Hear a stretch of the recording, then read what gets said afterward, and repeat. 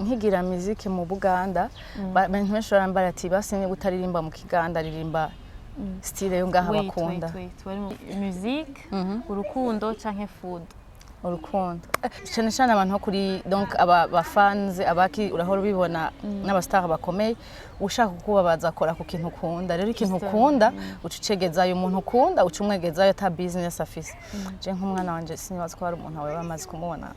kuko urumva je nk'ubu namye niyumvira yaba ijya myaka nshiga muri 8e naronse umuntu ambara ati ntuhagarike ngaho byari kuba vyiza urumva rero ntawe naronse kandi abavyeyi benshi banka abana ko bagenda mu bintu nk'ivyo kwera bazi yuko ari gutumwanya ingeso mbi ibintu nk'ivyo waheruka kwica Gasongabugari ryari uno musi mu gatondo basa niteze ko vuga imyaka Hello best fam, I hope you are doing great. On the mic ni Nitiga Manuela, nkabanda bahaye ikaze mu kiganiro cyacu cya Gasongabugari show aka GB257. Uno munsi turi kumwe n'umartiste wo mu Burundi kazi yasanzwe aririmba kanakina amafilm ariko kandi yarigeze kuba Miss Global 2020-2021. Ukaba rusanzwe umuzi canke hari ico wifuza kumenya ko ubari natwe. tubahaye ikaze murakoze cyane mutwidondora nitwa Iry Tina iyo ni stage name yanje amazina yanje y'abavyeyi bampaye ni Laura Uwimana nkabandi Miss Globe Africa 2020-2021. Okay. Iry Tina uno munsi turakubona uri mu business woman nuvuga ntiyafise igihagararo nimba bivugika ariko on se demande est-ce que Iry Tina yoba ari wa kuva kera kiri muto yoba yamye ari wa mukobwa canke wa mwana yari confident yarafise tuntu tuyide nyene turi ndazi standing out muri business ibi hamwe n'ibintu nk'ivyo wari umeze gutukira umwana nkiri umwana nari umuntu w'umuguruguru cyane nari umuntu w'umuguruguru akunda musique ego ariko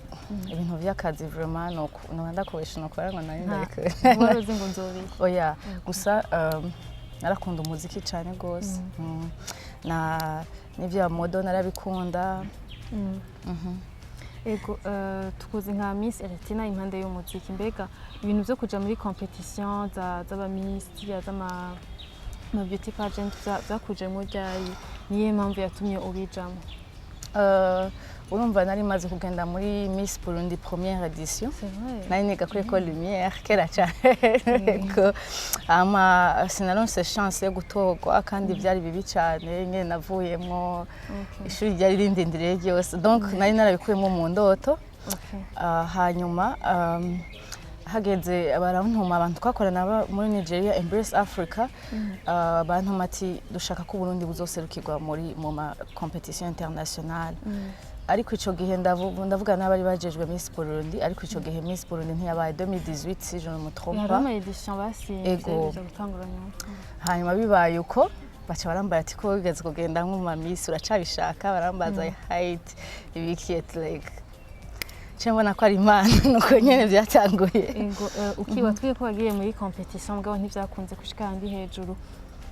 je me demande ukijya muri competition nihe mpamvu yakujanye benshi bavuga ati urumva ni Miss nyene tuye competa n'ubwiza biraza kutuvalida ndazi maso y'abantu abari nawe akavuga ati ndafise projet ku mutima ndashaka yuko noronka uyisponsoriza n'ibindi wewe nihe mpamvu warufise ku mutima yakujanye muri Miss Burundi yanjanye ntakubesha vraiment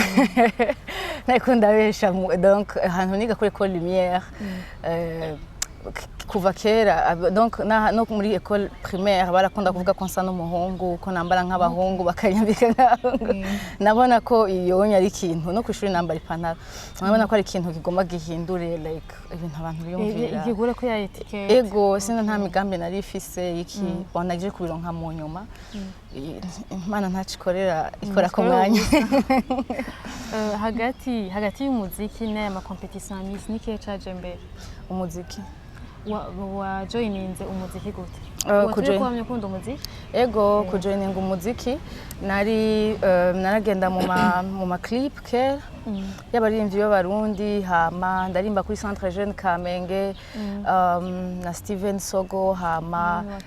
ego cyane niga muri secondaire hama ego hama mu nyuma ndaronka umuntu afasha avuga ati pourquoi pas utarimba indirimbo zawe cyangwa ndirimba gute ego style yawe y'indirimbo ngerageje kuraba guhera no kuzakera n'izubu hari ukuntu style yawe sukujuja mugabo style yawe itonda igomba gusa najya ama style y'abaririmvyikazi baba bo muri Uganda hari ukuntu igomba gusa inyibutsa za style za Sheba ni Sheba hamwe n'undi mukobwa ntibuka yaririmbye Gold Digger canke ni bamwe Gold Digger no Jackie Chandiru okay Jackie voilà hama bigatuma nibaza mbega iryo style niyo ukunda canke ni hoba ari impamvu ukunda gukorera muri iryo style nkigira muziki mu Buganda abantu benshi barambara ati basi niba utaririmba mu Kiganda ririmba style yo ngaha bakunda wari mu Buganda ego byagenze gute nimba atari banga kugenda mu Buganda nagiye muri 2012 ngiye ntwaye na famille no kwiga université ego hama rero mugabo nararirimvye indirimbo hariho utuzuke nagenda ndashiramwo duto two ngaha nka uko wangu biki mugabo navuga ati basi donc indirimbo kozi wacu zitavuzwa ngaha nca ngerageza kuvuza donc injano yabo ko basanzwe bimeze ko ego uno munsi uri kuri niveau international kandi novuga ni rang abaririmbyi benshi bo ngaha mu Burundi bifuza gushikako wovuga ko ari nirihe banga ry'iyo success yawe kubona warashitse niveau international sinovuga ngo noba ngo donc ngo hari ibanga rinini no gukundana no kwiyegereza abantu kuko je ndi wa muntu mbonye umuririmbyi no soma kubona ngo dukorana ndabazana ama concert canke ki mbonye umuntu wari we wese afise ico andushije ndamwegera mbonye umuryango wose ndadodora sinenya ku ego kwiyegereza abantu kumenya gushaka kumenya kwiga nivyo hanini niyo muryango ruvuga nti wace uguru ego kuri Instagram yawe hariko utuya du highlight twinshi tw'amapeyi atandukanye bagiye uravisita ndashaka umbwire iyo wakunze kurusha izindi niyo wanse kurusha izindi hamwe n'impamvu oh my god that's so tough igikugu nkunda kurusha ikindi ni Burundi of course oya mu byo watembere iwacu ntihariye mu byo wacu n'ibyo wacu ivyo natembereye ariko nakunze kurusha ibindi ndumva harimwo Rwanda harimwo Uganda oya pane ivyo ngaho ntivyanyoheye cane hariho nimba ari Cambodia nimba ari Congo kwasi niwe ukuntu ciye Asie Corée du Sud igihugu kindyohera cane donc ukuntu abantu aho bameze ukuntu donc ibintu donc hospitality ingene abantu baho bayaga ingene bambara y'amakoti like ibintu byose yo haranjoshe yego haranjohera cane yego ama ico wanse ico nanse kurusha ibindi byose nticyakuryoheye kuri level imwe n'ibindi Cambodia igituma na chance nuko nkigendayo donc kigenda muri Miss Planet twajanye harimo n'aba noir nka babiri aba Miss babiri baba noir rero bo twajanye umwe yari mu princess wo muri Swaziland ubundi nawe yari mu Miss Kenya yaba muri England umva deja bari abantu ariko bagashaka donc nkababona mengo naba raciste ukuntu n'ahantu first of all donc harashushe abantu baryama hanze barakenyeye n'igihugu ariko donc le fait ko usanga umuntu waho gashusanga mengo bashaka kukwereka ko yes ego birabishe iyo ugiye ahantu like we expecting ko ugiye guhevinga fan hama bagashaka ko etiketi ya mbere umwirabure amadroit yawe yirimise ahana ego surtout ubabariye yuko ubonye abantu bajyama mwibarabara bacabona mengo ko uva muri Afrika Kenya twe turafungura twe turarima twe ntangorane dufise twe niturara hanze se dusetanganyika yo there is no way no kwemera ko Iry Tina nta bavuga ngo there is no place like home ugitangura kuvuga ibihugu wakunze uhereye ku Burundi ndashaka umbwire n'ikihe kintu niyo wagiye mu mahanga peut-être ugarutse uvuga ati sije mbona ndashitse mu Burundi kubera iki n'iki ikintu ca mbere ndakunda imfungurwa zo ngaha mu Burundi aha yumva niyo hantu ndi naho naho mu Buganda mva nari mfise umuntu aguma yinzana imfungurwa zo ngaha mu Burundi ikindi ca mbere nkunda ngaha mu Burundi nuko ushitse ngaha mu Burundi donc hari ukuntu abantu bakwakira n'indamukanyo amahoro bite abantu mutazinanye like yo ni kakantu k'ubuntu turafise ubuntu muri twebwe mu Burundi nta muntu yo guhagarika ngo akubwire ngo ndakwanka ibiki n'ibiki urumva hamwe ushira umwana mwibara umuntu akamukubita ukuboko cyangwa kagira ikosa kamukubita yego nico kintu nkumbura abantu kugena baramukanya kuvaho mbwe na muratera inkuru mu ndege gushika ahantu hose ufite hanze ntaguciriyemo pardon hanze hari ukuntu ni jewe n'umutwe wanje donc ivyo mubanyi amwe kuma muri proche cyane ntibindaba yego ntibindaba ugaca mwiyugarana ugaca nta kuramukanya ugasanga umuntu umuzi izina iki ariko ngaha tuzina tutazinanye amayambi n'amayambira Iry Tina iruhande yo kuburi Miss Global 2021 2020 ntibaratora ubundi entre OK donc c'est Miss yego OK ariko iruhande y'ivyo byose urakora n'umuziki uri n'umu actrice ndashaka kumbwire ukuntu wa joininze iyo carrière y'ubu actrice urabona iyo Embrace Africa ifise abantu benshi ibintu ifasha amatara menshi yo muri Afrique nivyo dukora muri Peniel urumva rero baregeranya aba artiste aba actress babonye bishoboye aba miss babonye bishoboye hama gatangura ugakina agahego banje babonye ndabishoboye ariko nkiri umwana nari maze kugenda gukina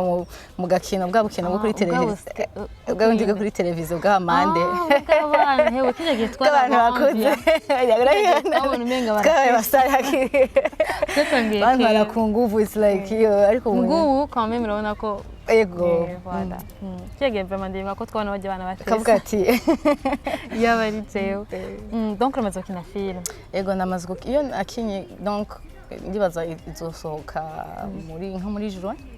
nagenda gusabe unkokomande imwe mu tumaze gukina broken heart nayisanga he niyasohoka nzokubwira Ndanze ko nandukanye intoki sije nzobona irasohotse yaze ko uyu mwaka donc habura amezi make kubura umumama ukagira n'umuryango w'abana muri iyi monde ya entertainment biragoye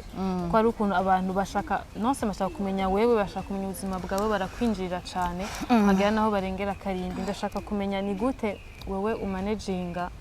kugumiza akazi yego kabi entertainment ngo bigumize hanze y'umuryango wawe kugira ntibize kukuvangira ni ibintu vyoroshe cyane gose kubera banko nka jewe naho mbafise benshi fise umwe mbwa naho nabafise benshi numenya yuko ikintu kitamuraba ikintu adakoramwe amahera ikintu cyane cyane abantu kuri donc aba fans abaki urahora bibona n'abastar bakomeye ushaka kubabaza akora ku kintu ukunda rero ikintu ukunda ucucegezayo umuntu ukunda ucumwegezayo ta business afise je nk'umwana wanje sinibaza ko hari umuntu wawe bamaze kumubona kandi koko ndabona ku marezo sociaux oya ntagenda ko no uravyegezayo gusa just in case biraranja ntibyinjirana ego birashobora kuba toxique actually yego nk'umucelebrité hari ukuntu imisi yose mbere yo gusohoka uravuga uti James zoga nasa neza ko ntuzi ushobora guhura n'umupaparazzi cyangwa umufana avuga ati kumbe nakanyene n'umustar ariko bimeze gute na gutya wombwira ibintu bitatu wama upreta ko attention ku kuntu usa imbere yo gusohoka inzu imbere ko gusohoka inzu icambere kenshi mu kwambara byose guhera mu maso gushika icambere parfum okay ariko umurango amarori icyagatatu ni sakame birimwo utuntu nyene urabizi yego Peniel dukunze muri iyi minsi canke mu mwaka uheze twarakunze kuyibona ikira tanga support kuba miss bari bagiye gurepresenta u Burundi au niveau international ndashaka kumenya wewe igihe cawe est-ce wararonse ya support warukeneye ko Abarundi bagutoresha ne cyambere warukeneye umuntu finance kiretse nimba competition la finance ndashaka kumenya est-ce wewe à ton époque wararonse umuntu aguha ubufasha nk'ubwo Peniel ikiratanga mu no mwana ntabwo naronse nico gituma icyambere nifuza ati Imana impaye uburyo impaye ubushobozi impaye ama connection nzofasha abandi bantu kuko urumva jewe nk'ubu namye niyumvira yaba ijya myaka nshiga muri 8e naronse umuntu ambara ati ntuhagarike ngaho byari kuba vyiza urumva rero ntawe naronse no muhira ku ishuri naze guheba kukageza yari kuva ku ishuri umva nagiye bose bandindire nazo guheba abasanga abantu babanye muhira bacavuga ati utari genda kwiyambika ibara Abarundi turi kandi ntibaba bakwanka kandi baba bagukunda cyane nabo baba bibabaza mugabo urazi ko wene twe exprime urukundo twebwe ko biri bitandukanye hari ama barrière dushiraho tukabona n'urukundo mugabo biri ibintu bibless umuntu bego urumva rero twebwe nuko donc abo bana turungika ntitubarungika ku bisanzwe twebwe tukorana na Embrace Africa pour le moment tugira promotion des talents turimo no muri basketball bya sports n'abamisi n'abaririmbyi ariko rero nuko vyanse akagumye bagumako ego vyanse umwana aragaruka ukamubwira ati no urafise intunze urafise ama projet wari ufise urafise iki ntibigarukire ngaho urumva tukabafata umugo birakenewe fait iyo quand même uzi ko ufise umuntu agufashe umugongo n'abandi baguca intege urabisi gucuguma kuri ku ntumbero yawe Peniel watubwiye ama service Embrace Africa itanga turashaka kumenya Peniel nayo ikora gute twayisanga hehe ninde yoja kuyitura nimba ko navyiye Peniel yokwituma no mujene wese afise talent ego ashaka tugira we are connecting amatala au niveau international ego ufise nk'ahantu bwati dushaka gushikira ngaha ufise nk'abaririmbyi nanko indirimbo zanje canko muri MTV Best Trace TV hehe na hehe BBC RFI aho hose urumva uri umujene ukavuga ati dushaka ndumuririmbyi ngira basket ngira iki ndi umumodo umva ubu cyane narigiye mu bintu by'abamisi amaze kuronka nk'abashika nka 5 ariko na sport turimo kugira abajene macho ntiba sikuvuga ngo baduserukire hanze baronkemwo karusho nabo nyene bagira ico bimariye ntaryamye nyuma ya saa sita amenye ati ninagenda nkakina basketball demain après demain ndashobora kuronka ikintu kandi abavyeyi benshi banka abana ko bagenda mu bintu nk'ivyo kwera bazi yuko ari guta umwanya ingeso mbi ibintu nk'ivyo ego watubwiye ko uyu mwaka film yawe irasohoka natwo turinde turi benshi ariko si ico gikorwa cyonyine ufise si yo carrière yonyene uhagaze mu ndashaka kumenya uno mwaka 2023 ho bari ikindi kintu uriteguriye soit